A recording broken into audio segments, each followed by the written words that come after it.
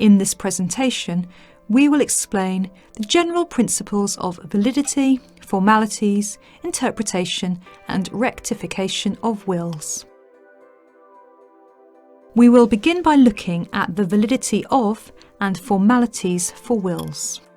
To make a valid will, a testator must have the capacity and the intention to make a will.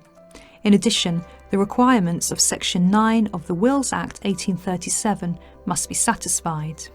In addition, unless a testator has privileged status, in other words, he is a soldier, seaman, or etc. in active duty, he must be 18 years of age or over at the date the will is executed.